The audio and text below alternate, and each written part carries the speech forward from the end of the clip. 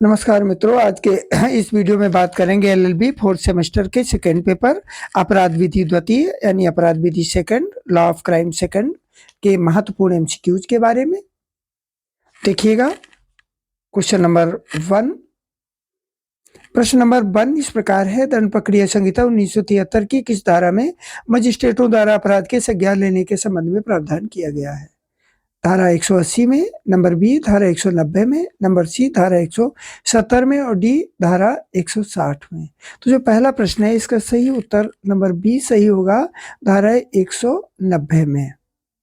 B number इसका सही है। दंड प्रक्रिया संहिता 1973 की धारा 190 में मजिस्ट्रेट द्वारा अपराध के संज्ञान लेने के संबंध में प्रावधान है। दूसरा प्रश्न देखेंगे, सेकेंड क्वेश्चन। दंड प्रक्रिया संहिता 1973 की धारा 202 के अंतर्गत मामले को किस हेतु भेजने का प्रावधान है? नंबर ए अन्वेषण, नंबर बी जांच, नंबर सी ए और बी दोनों, नंबर डी इनमें से कोई नहीं। प्रश्न नंबर 2 का सी ऑप्शन सही है, अन्वेषण और जांच दोनों ही के लिए इसको भेजने का प्रावधान है।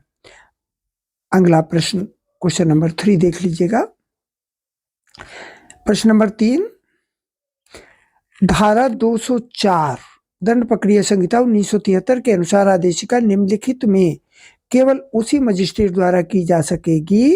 नंबर ए जिसने अपराध का संज्ञान किया हो, नंबर बी जिसे मामला अंतरित किया गया हो, नंबर सी ए और बी दोनों और नंबर डी इनमें से कोई नहीं। प्रश्न नंबर 3 का भी उत्तर सी सही होगा, ए और बी दोनों, यानी जिसने अपराध का संज्ञान किया गया हो या जिसे मामला अंतरित किया गया हो। धारा 204 दंड प्रक्रिया संहिता 1973 के अनुसार इन दोनों को ही आदेशिका जारी की जा सकती है, इन दोनों के द्वारा।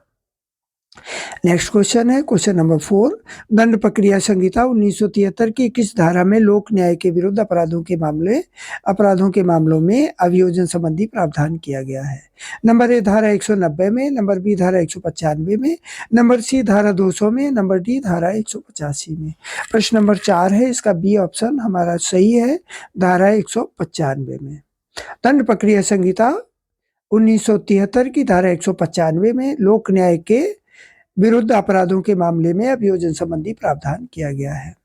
क्वेश्चन नंबर 5, प्रश्न नंबर 5, भारतीय दंड संहिता 1860 की कौन सी धाराओं में वर्णित अपराध लोक सेवकों के विधि पूर्ण प्राधिकारों का अवमान है? नंबर ए धारा 172 से 188 तक, नंबर बी धारा 189 से 199 तक, नंबर सी धारा 141 से 151 तक और नंबर डी धारा 153 से 168 तक। प्रश्न नंबर 5 का सही उत्तर नंबर ए सही है, धारा 128 से 172 से 188 तक। भारतीय दंड संहिता 1860 की धारा 172 से 188 तक की धाराओं में वर्णित अपराध लोक सेवकों के विधिपूर्ण प्राधिकारों का अवमान है। प्रश्न नंबर 6 देखेंगे, जमानती और गैर जमानती अपराधों की परिभाषा दंड प्रक्रिया संहिता 1973 की किस धारा में दी गई है? नंबर ए धारा 2 में, नंबर बी धारा 2 का में, नंबर सी धारा 2 घा में और नंबर डी धारा 3 का में। प्रश्न नंबर 6 का जो सही उत्तर होगा वो नंबर बी सही होगा, धारा 2 का में, धारा 2 का।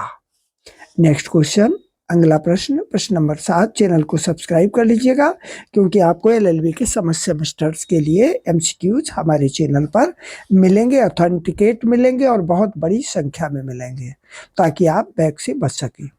प्रश्न नंबर 7 देखिएगा, दंड प्रक्रिया संहिता 1973 की कौन सी धारा राज्य के विरुद्ध अपराधों एवं आपराधिक षड्यंत्रों के आयोजन के संबंध में प्रावधान करती है? धारा 193 अथवा धारा 195 या धारा 196 या धारा 198। प्रश्न नंबर 7 है, इसका सही उत्तर नंबर सी होगा, धारा 196।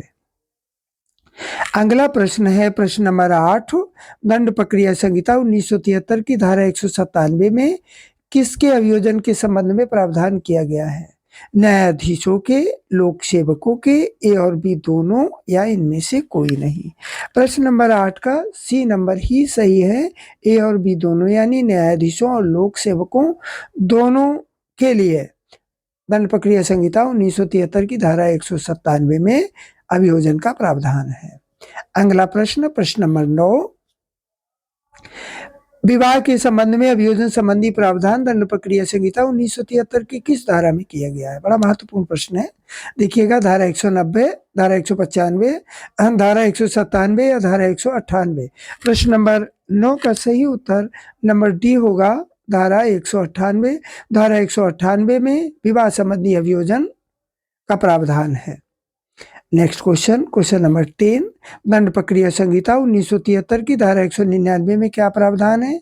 मानहानि के मामलों में अभियोजन, विवाह के विरुद्ध अपराध, न्यायाधीशों तथा लोक सेवकों का अभियोजन और राज्य के विरुद्ध अपराध। प्रश्न नंबर 10 का जो सही उत्तर है वो नंबर ए सही है, मानहानि के मामलों में अभियोजन। दंड प्रक्रिया संहिता 1973 की धारा 199 में मानहानि के मामलों में अभियोजन का प्रावधान है। नेक्स्ट क्वेश्चन, क्वेश्चन नंबर 11, दंड प्रक्रिया संहिता 1973 की धारा 204 में क्या जारी करने के संबंध में प्रावधान किया गया है? वारंट, आदेशिका, तलाशी वारंट या जांच। प्रश्न नंबर 11 का सही उत्तर होगा नंबर बी। दंड प्रक्रिया संहिता 1973 की धारा 204 में आदेशिका जारी करने का प्रावधान है। सारे के सारे क्वेश्चन एग्जाम ओरिएंटेड हैं, बड़ी ध्यान से सुनिएगा, दो एक बार कंफर्म हो जाएंगे। चैनल को सब्सक्राइब कर लीजिएगा ताकि अगले सेमेस्टर्स में भी आपको बहुत अधिक सुविधा हो। नेक्स्ट क्वेश्चन, क्वेश्चन नंबर 12, दंड प्रक्रिया संहिता 1973 की धारा 206 में कितने रुपए से अधिक अर्थदंड आरोपित नहीं किया जा सकता? 1000 रुपये, 1500, 2000 रुपये और या 5000 रुपये।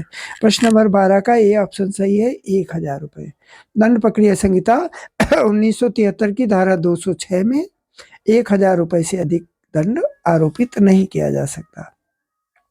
अगला प्रश्न, प्रश्न नंबर 13, दंड प्रक्रिया संहिता 1973 की धारा 197 का मुख्य उद्देश्य ये है कि लोक सेवकों की अभियोजन से रक्षा प्राप्त हो सके। इसमें रिक्त स्थान में क्या भरना है, खाली जगह में क्या भरना है? प्रश्न नंबर 13 है, इसमें बी ऑप्शन हमारा भरा जाएगा, निरर्थक। दंड पर ये बी नंबर है, इसको भरेंगे हम।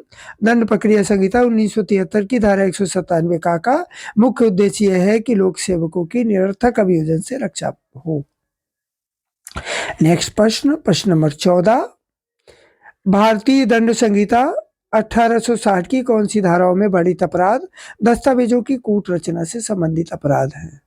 नंबर ए, देखिएगा बड़ा ध्यान से, धारा 463, 471, 475, 476। नंबर बी, धारा 402, 409, 419।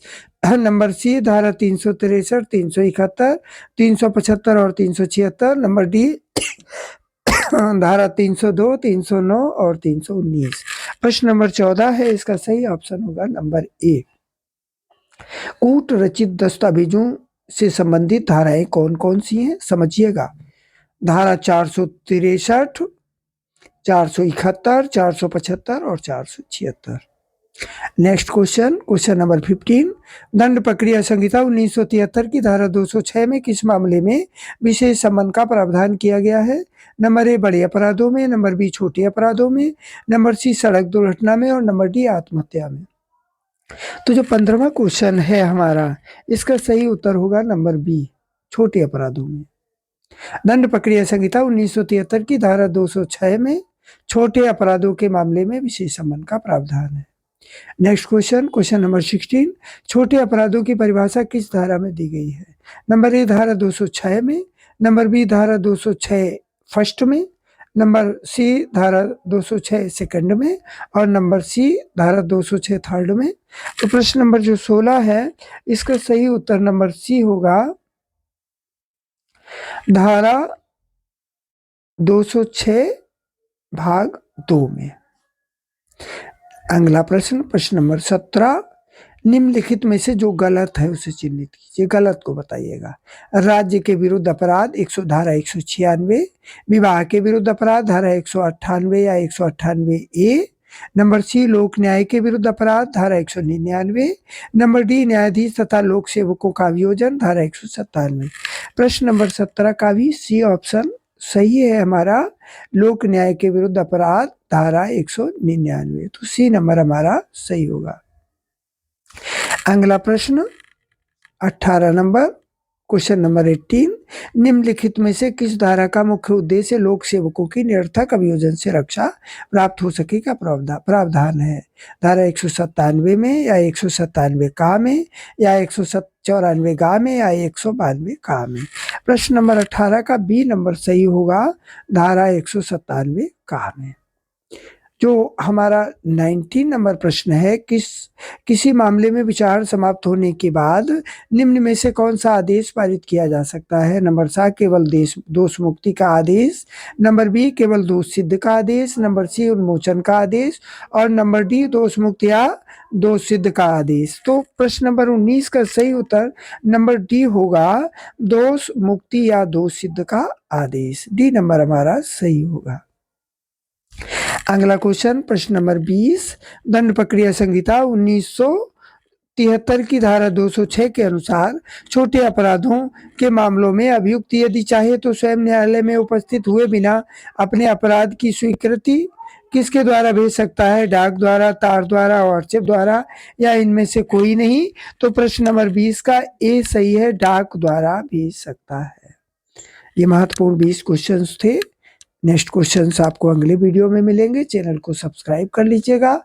आपको एलएलबी के समस्त सेमेस्टर्स के लिए एमसीक्यूज और भी अदर कंटेंट आपको हमारे चैनल पर मिल जाएगा। वीडियो पूरा सुनने के लिए बहुत बहुत धन्यवाद।